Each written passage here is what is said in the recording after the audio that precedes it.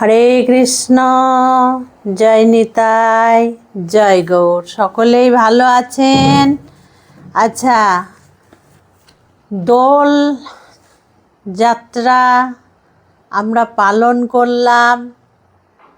আমার গৌরাঙ্গ মহাপ্রভুর জন্ম আবির্ভাব তিথি, সেটাও আমরা যতটা পারলাম পালন করলাম। এবং চন্দ্রগ্রহণ, সেটাও চলে গেল। এবার শুরু হবে মানে চৈত্র মাস। আমরা একটা তিথি অনুযায়ী মাস ধরি। ফাল্গুন মাস এখনো শেষ হয়নি, কিন্তু চৈত্র মাসের যে তিথি সেটা কিন্তু পড়ে গেছে। এই যে একাদশীর বই আমার হাতে, তো একাদশী আমরা তো পালন করছি, সকলে মিলে করার চেষ্টা করছি গোবিন্দর কৃপায়। তো চৈত্র মাসের কৃষ্ণপক্ষের একাদশী, চৈত্র মাসের কৃষ্ণপক্ষের একাদশী। মায়েরা বলবে যে মা এখনও তো ফাল্গুন মাস শেষ হয়নি, তাহলে চৈত্র মাস বলছেন কেন?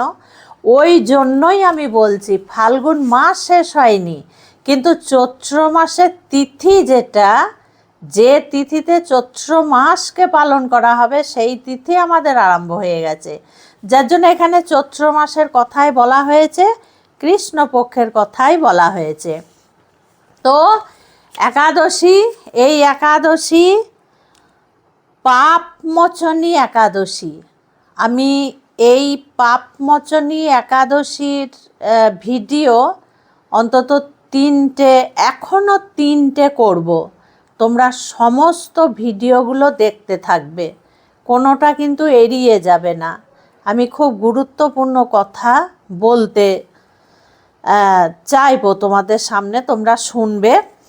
তো পাপমোচনী একাদশী আমি কবে কখন বলে দিচ্ছি, তার আগে অল্প দুটো কথা বলছি মায়েদের উদ্দেশ্যে। পাপমোচনী, আমাদের সঙ্গে যে পাপগুলো হয়, সেই পাপ এই একাদশী, পাপমোচনী একাদশী যদি আমরা পালন করি, তাহলে আমাদের পাপ মোচন হয়ে যায়। অর্থাৎ আমাদের পাপগুলো ধুয়ে মুছে শেষ হয়ে যায়। আমাদের পাপগুলো আগুনে পুড়ে শেষ হয়ে যায়। কোন আগুনে? একাদশী ব্রত করে যে পুণ্য লাভ আমরা করি, তার মানে কারণে, তার জন্যই সেই প্রভাবে যে আগুন বলা হচ্ছে, একাদশীর আগুন বলা হচ্ছে। তাই আমরা পাপমোচনী একাদশী কিন্তু পালন করবই করব। 8 থেকে 80 এই পাপমোচনী একাদশী কিন্তু একদমই বাদ দেওয়া যাবে না। আমাদের এই পৃথিবীতে জানতে বা অজান্তে পায়ের তলের থেকে মাথার তালু পর্যন্ত আমাদের পাপ হয়, আমাদের সঙ্গে পাপ হয়, জানতে এবং অজান্তে। আমরা মাটিতে পা দিয়ে চলি, অসংখ্য পোকামাকড় আমাদের অজান্তে আমাদের পায়ের তলায় পড়ে তারা মারা যায়, তাতে আমাদের পাপ হয়। মাথায়, এমন জায়গায় আমরা দাঁড়িয়ে আছি, উপর থেকে কিছু আমার মাথায় পড়ে সে মারা গেল, তাতেও আমাদের পাপ হয়।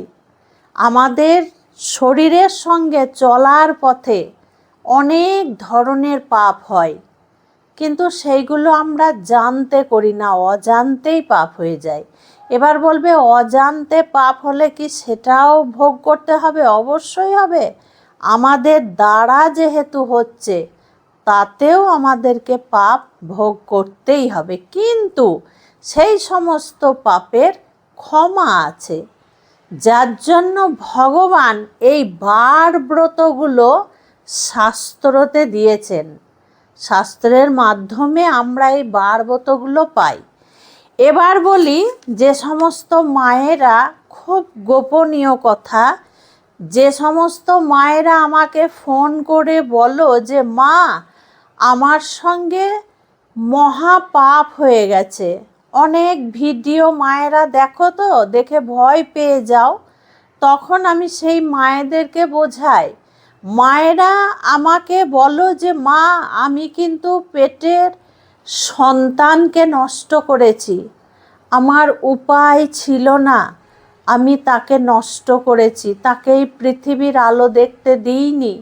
মা এই পাপের কি কোনো ক্ষমা নেই? অবশ্যই আছে। এই যে পাপমোচনী একাদশী, ওই যে বললাম আমাদের জানতে বা অজান্তে নানা পাপ হয়ে যায়। আমাদের মুখের দ্বারা পাপ হয়ে যায়, আমরা না জেনে অনেক সময় অনেক কথা বলে ফেলি। আমাদের চোখের দ্বারা পাপ হয়, যে জিনিসটা আমরা দু চোখ দিয়ে দেখলাম সেটা কিন্তু আসল নয়, তার বাইরে অন্য কোনো গল্প আছে। আমরা দেখে এই মনে পাপ হয়, আমরা এই মনের মধ্যে অনেক কিছু ভাবনা চিন্তা করতে লাগি, খারাপ খারাপ কথা তার সম্বন্ধে আমরা ভাবতে লাগি। এই যে মনের দ্বারা পাপ, এই যে চোখের দ্বারা পাপ, কানে হয়তো এক সে বলছে, আমি আর এক শুনলাম, শুনে আর একজনাকে আমি বললাম। আমাদের হাত, আমাদের পা, আমাদের মাথা, আমাদের চোখ, আমাদের কান, আমাদের নাক, আমাদের মুখ, সব কিছুর দ্বারা আমাদের পাপ হয়। আমাদের ঘরে বসে পাপ হয়, আমাদের সংসারে থেকে পাপ হয়, চলার পথে পাপ হয়, সব কিছুতে আমাদের সঙ্গে পাপ হয়ে যায়। তাই এই একাদশী ব্রত যদি আমরা বছরে ঠিকঠাকভাবে নিষ্পাপভাবে পালন করি, তাহলে কিন্তু আমরা পাপ থেকে মুক্তি লাভ করব। তাই এই পাপমোচনী একাদশী পালন কিন্তু করতেই হবে মায়েরা, পালন করতেই হবে। আমি কিন্তু শাস্ত্র অনুযায়ী কথা বলি, আমি মন গড়া কথা বলি না। আচ্ছা, আরও যে ভিডিও আমি করব, সেই ভিডিও ছাড়ব, সেই ভিডিওতে খুব সুন্দর কথা আমি বলবো, আমি পেয়েছি, আমি তোমাদের সামনে তুলে ধরবো। তোমরা কিন্তু আগামী যে একাদশী 3টে ভিডিও করব, সেই ভিডিও কিন্তু তোমরা দেখবে। এটা ছোট্ট করে জানিয়ে দিলাম, কারণ একাদশী মাহাত্ম্য কথা এখন আমি আলাদা করে পাঠ করার চেষ্টা করছি, কারণ একদিনে অনেক বড় হয়ে যাবে, মায়েদের ধৈর্য হারিয়ে যায়, আর এত সুন্দর কথাগুলোও আমার বলা হয় না। একাদশী মাহাত্ম্য কথা বলতে গিয়ে অনেক দেরি হয়ে যায়, তো ওই জন্য আমার বলা হয়ে ওঠে না। তাই আমি একাদশী মাহাত্ম্য কথাটা আমি একটা ভিডিওতেই করে ছেড়ে দেব। এখানে 30শে ফাল্গুন, একদম শেষের দিন, ফাল্গুন মাস সমাপ্ত। 30শে ফাল্গুন, ইংরেজির 15ই মার্চ এখানে রবিবার দেওয়া হয়েছে, রবিবার, পাপমোচনী একাদশী।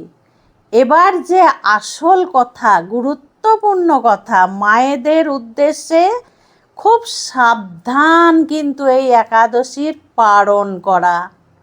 এই একাদশীর পালনটা কিন্তু টাইম এখানে দেওয়া নেই, কোন শাস্ত্রতে বা কাদের কিভাবে দেওয়া আছে আমি জানি না, কিন্তু গুরু পরম্পরা অনুযায়ী আমার গুরুদেবের কাছের থেকে আমি নবদ্বীপ থেকে যে পঞ্জিকা এনেছি, সেই পঞ্জিকাতে দেওয়া আছে 7:58 মধ্যে কিন্তু পালন করতে হবে।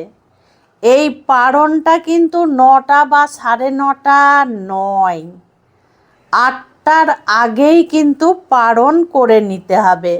মানে 8টা বাজতে 2 মিনিট আগে, 8টার আগে, পুরো 8টাও নয়, 2 মিনিট বাকি থাকতেই এখানে 7:58 মধ্যে একাদশী ব্রতের পালন। খুব সাবধান মায়েরা, সব কাজ ছেড়ে একদম সকাল সকাল ভোর ভোর উঠে পড়বে, উঠে তোমরা কাজকর্ম রেখে আগে তোমরা স্নান ইত্যাদি করে তারপরে গোবিন্দকে ভোগ নিবেদন করে প্রসাদটা আগে তোমরা মুখে দেবে। হ্যাঁ, পারণটা আগে করে নেবে। একাদশী করে যদি পারণ ঠিক সময়ে না করা হয়, একাদশী বৃথা যায়। তাই একাদশী কিন্তু সবার আগে করে নিতে হবে। বোঝা গেল? খুব ভালো থাকবে, সুস্থ থাকবে, প্রত্যেকটা ভিডিও দেখতে থাকবে। আর যারা দীক্ষা নিতে ইচ্ছুক তারা আমাকে সন্ধে 6:30 থেকে রাত্রি 8:30টার মধ্যে ফোন করবে। আর একাদশীর পারণ মন্ত্র যেদিন আমি একাদশীর মাহাত্ম্য কথা পাঠ করব সেই দিন বলে দেব।